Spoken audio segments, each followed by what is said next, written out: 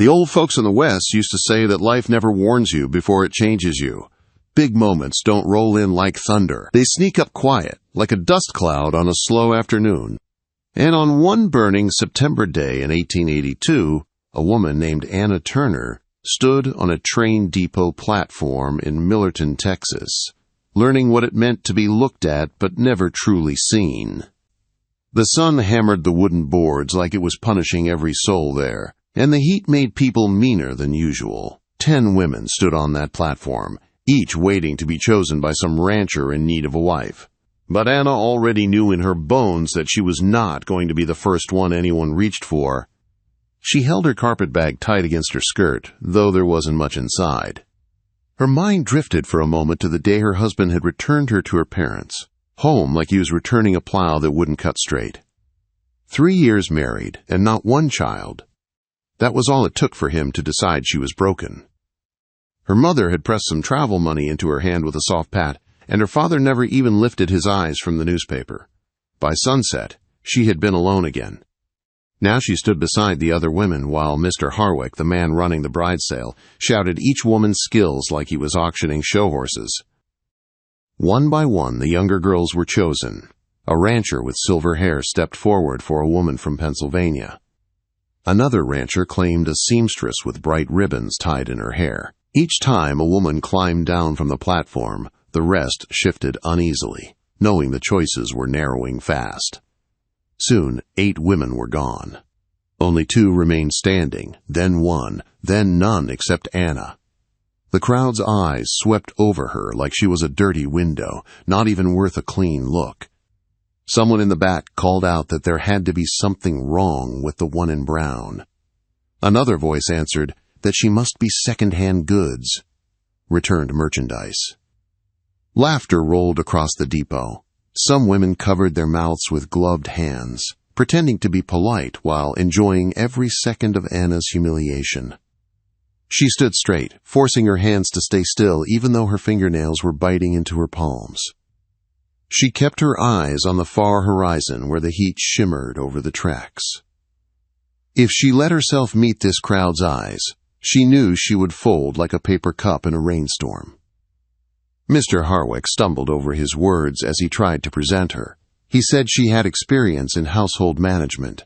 That only made the laughter louder. Someone shouted that she sure had experience failing at marriage. Her stomach twisted, but she didn't let her face show one drop of what she felt inside.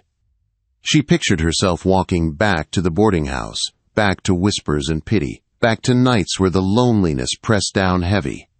She could almost feel the weight of failure sitting on her shoulders again. Then she heard something. Bootsteps. Slow, steady, purposeful. Like the sound of a man who didn't need attention but always got it anyway. The laughter died as people stepped aside. Heads turned. A path opened through the crowd, and through it walked a man everyone knew by name, even if they'd never spoken to him. Jacob Holt. The rancher who had lost his wife and newborn child 3 years earlier. The man who never came to church socials, never smiled at anyone, and worked from dawn until dark like he was trying to outrun pain that lived inside him. His clothes were worn from years of ranch labor. His face carried lines carved by wind, sun, and grief, but he walked like someone who could weather any storm and still stand tall afterward. He stopped at the bottom of the platform, looking up at Anna. Instead of staring at her face the way the others had done, trying to judge what was wrong with her, he looked at her hands. He noticed the half-moon cuts where her fingernails had pierced skin. She unclenched them without meaning to. Harwick moved toward him fast, nervous, and sweating. He stammered something about not knowing Jacob was shopping for a bride. Jacob just answered with a rough voice that he hadn't meant to. But he changed his mind. He lifted his chin toward Anna like he'd already made his choice. "This one," he said in a quiet voice that somehow carried through the depot. "She's coming with me." Silence fell heavy over the crowd. Even the wind seemed to stop. Anna's breath caught. She opened her mouth to speak, but no sound came. She felt the platform steady under her feet, though her knees trembled. After so many months of feeling invisible, someone had finally stepped forward. Someone who wasn't laughing. Harwick sputtered. trying to warn Jacob about her past, about her return, about her condition, as he called it. Jacob cut him off. "Didn't need to know," he said, already turning away. Anna found her voice long enough to answer, "I'm coming!" Those words changed everything. She climbed down with her small carpet bag in hand. People stared at her like she carried a curse. Some whispered that Jacob was a fool taking on another man's burdens. Others said she would disappoint him too, but Anna didn't stop. She followed Jacob through the crowd, step for step. At his wagon, he paused. He didn't reach for her bag, didn't offer a hand. Instead, he stood still, giving her the chance to walk away if she chose. That moment meant more than anything he'd said back at the platform. She made her choice. She climbed into the wagon alone, settling onto the hard wooden seat. When he joined her, she saw a flicker of something in his eyes. Not pity. Maybe respect. As the mules pulled them away from the depot, the weight of everything she'd survived began to lift. She breathed deeper, the air easier in her chest. The silence between them felt different from the silence on the platform. That had felt like judgment. This felt like possibility. Jacob didn't look at her when he finally spoke. "You didn't beg," he said. That was all. But somehow, those 4 simple words were enough. And as the road stretched ahead of them, Anna felt the smallest spark of something she hadn't felt in years. Maybe this wasn't the end of her story. Maybe it was the beginning. The wagon rolled along the dusty trail, hitting every rut like it had a personal grudge. Anna held the sideboard tight to keep from sliding into Jacob, who seemed completely unfazed by the rough ride. He handled the reins calmly, moving with the rhythm of the wagon as though he and the road understood each other. Behind them, the depot shrank into a memory she hoped never to revisit. Anna wanted to explain herself, wanted to defend the life she had failed to build. She tried to say there were things he should know about why she had been the bride no one wanted. He cut her off gently, saying he didn't need to know. The way he said it wasn't dismissive. It was final, steady, like he had made peace with choosing her exactly as she was. So she tried again. "Do you want to know if I can cook?" "Yes." "Wash clothes?" "Yes." "Raise chickens?" "Yes," she answered. The corner of his mouth twitched in what might have been a smile when she joked about which end laid the eggs. They settled into a comfortable quiet. The wagon passed the last small house at the edge of town. Anna recognized it from her lonely walks. She'd once imagined herself ending up like the widow who lived there, alone behind a sagging fence with roses growing wild. Now she sat beside a man who had chosen her, not because she was the prettiest or the youngest or the most desirable, but for reasons she did not yet understand. He asked about her carpet bag, noting it felt light. She told him she didn't own much. "Good," he said. "I don't have much either." There was comfort in that honesty. Anna asked about the ranch, and he answered in short, simple sentences. 8 or 9 miles away, 160 acres, most of it rough country. A house with 4 rooms and a lean-to he built himself. He told her she could have that lean-to as her own space, with a lock on the inside of the door so she had privacy. She turned to study his face. Weathered, strong, carrying more loss than most men ever endured.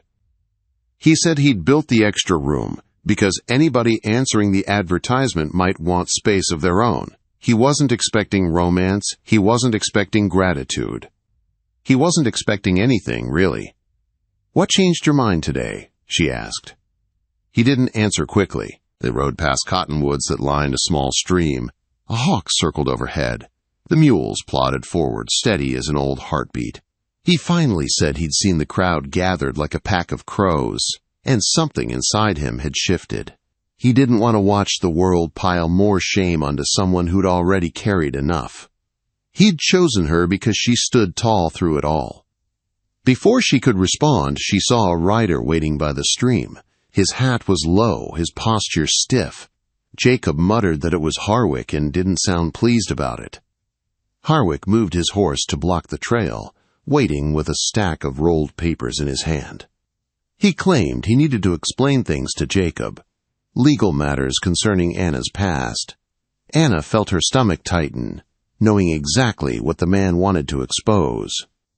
She told Harwick to say whatever needed saying. He hesitated, then said it plainly in front of both of them. She couldn't have children. Her previous marriage had produced none, and the doctor had confirmed that the issue wasn't with the husband. Anna felt her face burn, not with shame, but with old pain that had never healed right. She waited for Jacob to react, for him to decide she wasn't worth the trouble. Instead, Jacob climbed off the wagon, walked slowly toward Harwick, and rested a hand on the bridle. He didn't raise his voice. He didn't threaten. He simply said he already knew enough. He wasn't interested in anyone else's opinion about the woman he'd chosen. Harwick pushed again, insisting Jacob needed protecting, insisting that a barren wife meant a barren future, insisting that Jacob was signing himself up for an empty house, an empty nursery, an empty life. That word empty seemed to echo across the prairie like something broken. Jacob's reply came low and steady. He told Harwick he already lived with empty. He had buried a wife and a child. His house already had more silence than anyone deserved. Taking Anna home would not make any of that worse. Harwick backed off finally, riding away with dust kicking up behind him. Jacob returned to the wagon and told Anna he was sorry she had been forced to hear that again. She told him he didn't have to defend her, but he said he did. They watered the mules at the stream, and she watched him move with calm strength, checking hooves and straps. She felt safe in his presence in a way that surprised her. She felt seen. Then she told him the truth. What Harwick had said was correct. She couldn't give children. Jacob rinsed his hands in the cold water, wiped them on his trousers, and said his wife had died trying to give him one. He wasn't looking for a broodmare. He was looking for someone who could share the work without expecting more than he could give. Anna nodded. She understood expectations better than most. Jacob told her he didn't talk much. He didn't host neighbors. He worked from dawn to night. The house wasn't pretty. Life wouldn't be fancy. But he offered honesty, safety, and a room of her own. No man had ever offered her that much before. She asked what the land looked like. He pointed to the distant horizon. Over that rise, he said quietly, and she felt something ease inside her. It might not be a home yet, but it was a place to start. The mules picked up their pace as the sun dipped low, stretching shadows long across the ground. Anna was just beginning to settle into the quiet rhythm when she saw dust rising behind them. Not a gentle cloud like before. A hard and fast streak. A boy on horseback riding as though the world were on fire. Jacob's whole body went alert. "That's Sam," he said, and the tone of his voice made Anna's stomach twist. He wouldn't be riding like that unless something's wrong. Sam reached them breathless, yelling that fire had jumped the creek and was racing toward their land. Jacob turned the wagon sharply, his jaw set. "Change of plans," he said, and just like that, the fragile sense of calm shattered. Something far more dangerous than shame was waiting beyond the rise. And now, trouble was coming for all of them. Jacob urged the mules forward, pushing them faster than Anna thought possible. Smoke drifted across the sky, thick and dark, turning the evening sun into a red smear. The wagon jolted over ruts so deep, Anna had to brace herself with both hands. Sam Patterson rode beside them, shouting that the fire was chewing through dry grass like it was hungry for everything in its path. Jacob kept his eyes fixed on the rising smoke. He didn't panic. He didn't curse or rush. He simply held the reins firm, calculating every choice with the calm of someone who had faced worse storms than this. When they reached the rise, Anna finally saw it. A wounded horizon where gray smoke rolled like waves over burned land. The fire was still miles away, but the wind carried the warning straight toward them. Jacob drove hard until the house came into view. A small shape against a massive land. Plain but strong, like a man who didn't waste words. He helped Anna down quickly but gently. "I need to check the fire breaks," he said. "You come inside. I'll show you the house before I go." He moved fast through the rooms, pointing out what she needed to know. "This here is the kitchen. Pump works fine. Stove pulls a little left, so watch it. Cellar door is through there. Shelves are stocked. Over here is the small parlor. Don't use it much. He kept going, sweeping through the place like he was racing the wind. He showed her the bedroom that had belonged to his wife once, then led her to the lean-to he'd built. Her room, small, clean, with a narrow bed and a bolt on the inside of both doors. No frills, no extra space. But it was hers. For the first time in years, she had a room where no one had the right to enter without permission. He noticed her looking around. "No one bothers you here," he said. "Not even me." She nodded, swallowing back the strange mix of relief and fear that came with realizing she was truly alone on land she didn't yet understand. Jacob stepped toward the door. "I have to go help the Pattersons. Fire moves fast in this wind. Might not be back till late. Could be morning. But you'll be safe." She wanted to ask him to stay. She wanted to admit she didn't know where anything was or how to manage this new life alone. But her pride was stitched tight. She only managed a small nod. He left with the same steady steps he had arrived with, no hesitation, no wasted breath. The house felt too quiet once he was gone. Anna stood in the center of the kitchen, surrounded by unlabeled shelves, dusty plates, and a stove that smelled like bacon grease. Everything needed care. Everything needed someone to claim it. She rolled up her sleeves. She pumped the water until it ran clear. She scrubbed the table until the wood showed beneath the grime. She emptied old grounds from the coffee pot, cleaned the stove, and swept dust off the shelves. The cellar was stocked with jars of peaches, onions, and potatoes. The smokehouse had salt pork. The chicken coop had 5 hens and a rooster with an attitude. She gathered eggs, fed the chickens, and washed the dirt from her hands. The small chores helped her breathe easier. Work always had. As the sun lowered, she cooked cornbread and fried potatoes with wild onions. She wasn't sure if Jacob expected a meal, but it felt right to prepare one. The fire outside might threaten the land, but inside she could build something steady.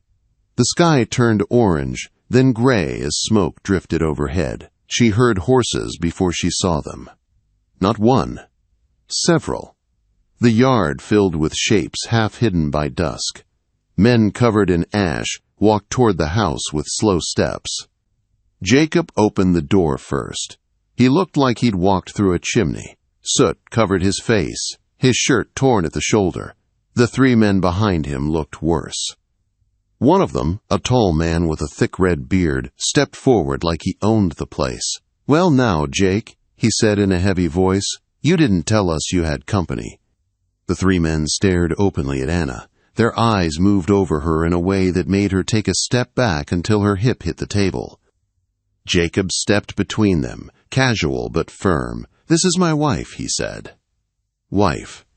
That single word changed the whole air in the room. Redbeard blinked, then adjusted his stance. "Since when you got a wife, Jake?" he asked. "Since today." The men exchanged looks.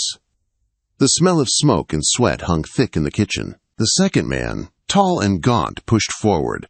"We've been fighting that fire all day," he said. "Least you could do is feed us." Anna's pulse kicked hard. She didn't have enough food prepared for 4 men, maybe 2 at best. Jacob didn't move. "Wives had a long day too," he said. "Just came from the bride's sale." Redbeard's smile changed. Not warm, not friendly. More like he just learned something he intended to use later. The other 2 men shifted their weight, glancing at one another. Jacob ignored the tension. Fire's under control for now. Wind slowed. "But you boys need to head home. Roads get dangerous in the dark." Redbeard didn't argue, but he also didn't like being dismissed. The older man with streaks of gray finally pulled the other 2 toward the door. As they left, Anna heard one mutter something about bargain brides and easy pickings. The door closed behind them. The silence that followed pressed against her ribs. Jacob's shoulders dropped a little. He stared at the door the men had walked through before turning slowly to her. "I made supper," she said, "if you're hungry." He washed his hands and sat. He ate slowly, eyes on the food as though he hadn't tasted a meal cooked by another person in years. He said nothing for a long time. Then he looked up and said that he appreciated the work she'd done. She nodded, unsure what to say, unsure what she was allowed to feel. When the meal ended, she washed the dishes while he checked the windows and doors. She noticed how tired he seemed, how heavy his boots sounded on the worn floorboards. Before heading to his room, he paused. "Lock both doors tonight," he said. "You'll sleep better." A shiver ran through her. She hadn't felt unsafe until he said that. But he must have seen the worry in her eyes. He added that those men wouldn't come back. Not now. Not once they knew she belonged here. Then he disappeared into his room, leaving her alone in the quiet house. She locked both doors and lay in the narrow bed of the lean-to, still dressed. Every shadow felt alive. Every sound sharpened her nerves. She listened for Jacob moving next door, the soft footsteps, the sigh of someone sinking into bed. And somewhere in that long stretch of darkness she realized something. This house might be broken. She might still be unwanted by the world. But tonight she wasn't abandoned. A man had chosen her, defended her, offered her peace without asking anything in return. And she fell asleep listening to the sound of his breath through the thin wall, steady and real. Morning crept into the ruined house with a strange kind of quiet. The storm had ripped away half the roof, torn boards from the walls, and scattered their belongings across the yard like broken memories. But somehow, the small bedroom where Jacob and Anna slept had stayed whole, as if the storm had spared the one place where two people were finally learning to breathe again. Anna woke first. She sat up slowly, aching from the night. Jacob was already pulling on his boots, moving carefully so he wouldn't disturb her. His eyes met hers for a moment, and something passed between them, something soft, something new. "We have to start rebuilding," he said, "and we have to check on the neighbors." She rose and dressed behind the painted screen, the one piece of the past still standing. When she stepped out, Jacob stood waiting for her, hat in hand, as though unsure whether he was allowed to look at her the way he wanted to. They walked through the wreckage side by side. The barn was gone. Her small room was gone. The chicken coop lay upside down, but the hens clucked loudly underneath, annoyed but alive. A little victory in a field of broken things. Jacob touched her shoulder gently. "We'll fix it all," he said, piece by piece. They saddled the horses and rode toward the Patterson place. The path looked like a scar across the land. Trees were stripped bare.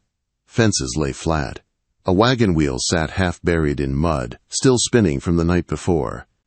When they reached the Pattersons, neighbors were already gathered. Patterson lay on a cot outside, wrapped in blankets, pale but alive.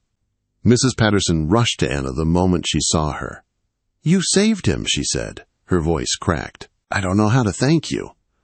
Anna didn't know what to do with such gratitude, so she simply nodded. Jacob checked Patterson's legs, then looked to Anna for confirmation. She told him the brakes were set right. With time and care, the man had a chance. Word of Anna's actions spread fast. Men who had laughed at her weeks earlier now tipped their hats. Women whispered not with pity, but with respect. Even the younger girls watched her with admiration, as if she had become someone worth learning from. On the ride home, Jacob said quietly, "Folks are seeing you now. Not the way they saw you at that depot. This time, they see who you are." Anna didn't answer at first. She was thinking about the strange feeling rising in her chest. Not pride, not relief, something warmer. When they reached the ruined ranch, they stood together in the yard, studying what needed rebuilding. The wind carried the scent of burned grass, but beneath it lingered something hopeful. Jacob looked at her with calm certainty. "Whatever comes next," he said, "we face it together." And for the first time in her life, Anna believed that together might finally mean something that would last. Rebuilding began the next morning, long before the sun had fully risen. The storm had torn so much apart, but it hadn't taken their will to start again. Jacob and Anna worked side by side, pulling broken boards away from the house, gathering tools from where the wind had scattered them, and stacking lumber that could still be used. Every small task felt like a promise that the life they were building mattered. Neighbors came by with supplies, offering hands instead of judgment. Mrs. Patterson brought food, Sam Patterson brought tools. Even the roughest ranch hands showed up ready to work. People who once looked at Anna with doubt now approached her with respect, asking her what needed doing. She answered with calm certainty, and they followed. By the third day, Jacob paused while lifting a heavy beam, wiped sweat from his brow, and looked at Anna the way a man looks at someone who has changed his world. "You held everything together when it mattered most," he said. "I could not have done any of this without you." Anna felt heat rise in her chest, not embarrassment, something gentler, something like belonging. That evening, after the others had gone home, they sat on the porch that still leaned a little from the storm. The sky glowed orange as the sun dropped behind the hills. For a while they just listened to the quiet, the chickens settling in for the night, the wind brushing softly across the land, the calm that comes after surviving what almost broke you. Jacob finally spoke. "When I chose you, at that depot, I thought I was doing something practical. Thought I was choosing someone who needed a place as much as I needed help, but I didn't understand then what I understand now." Anna waited, her heart beating slow and steady. "I didn't just choose someone to help with work. I chose the person who helped me live again." He reached for her hand, not fast, not hesitant, just honest.